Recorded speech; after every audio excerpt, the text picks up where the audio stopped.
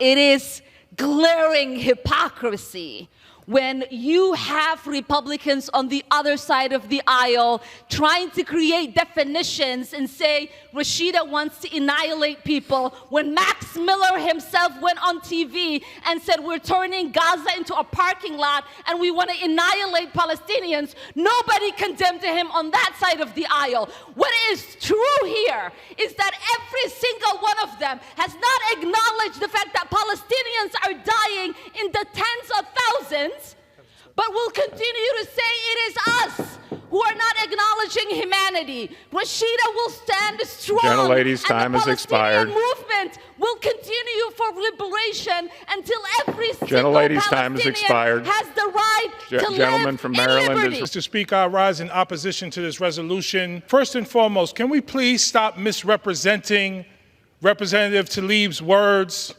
She does not want to kill Jews. She is not in support of Hamas. She is speaking as someone who is the only Palestinian American in U.S. history to serve in this body.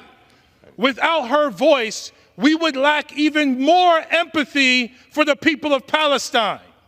We would not have someone with direct personal experience speaking against the siege that is happening now in Gaza. You had a member of your party call my colleague a terrorist, and you didn't censor her. This censure measure is a sham. When someone who is an American, a Muslim, a woman, and a Palestinian dares to speak out for her people, she's told to be quiet. Stop talking about Palestinian brothers and sisters in the same breath as Jewish brothers and sisters. She's an American. Standing up for one oppressed people does not negate the oppression of another oppressed people.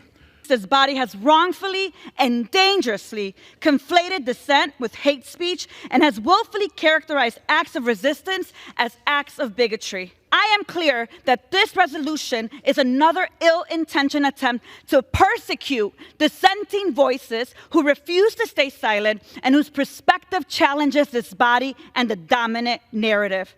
We must resist the urge to scapegoat and vilify those who disagree with us, and I unequivocally stand with Rashida Tlaib, my friend. Mr. Speaker, on October 7th, Hamas terrorists paraglided into a music festival and began an unprovoked spree of violence. Babies were beheaded, young girls raped, hundreds kidnapped, and many murdered in vile ways.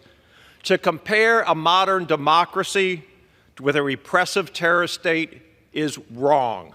But it is also wrong for Congress to take this action at a time when we have serious issues that we face, to take an action and take down the words, to strike the words, to censure fellow member, no matter how incorrect we believe she may be, is wrong. We lower ourselves when we try to take action against someone else for their words.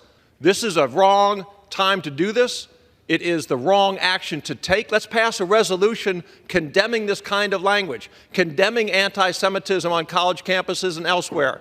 But it is absolutely wrong to vote for this motion. A lot of accusations, you could say, on both sides. I don't really care what race, religion, gender, orientation you are. Where I come from in the Marine Corps,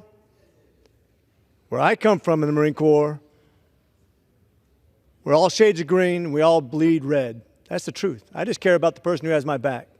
This isn't about who you are, it's about what you represent, what this body represents. That's what this debate is about.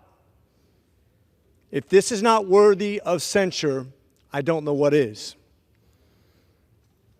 Representative Tlaib has stoked anti-Semitism in this nation and undermined our national security. I ask my colleagues to support this resolution to show the world, especially our adversaries, that the United States stands behind our allies and will not back down to terrorists. With that, I yield the balance of my time.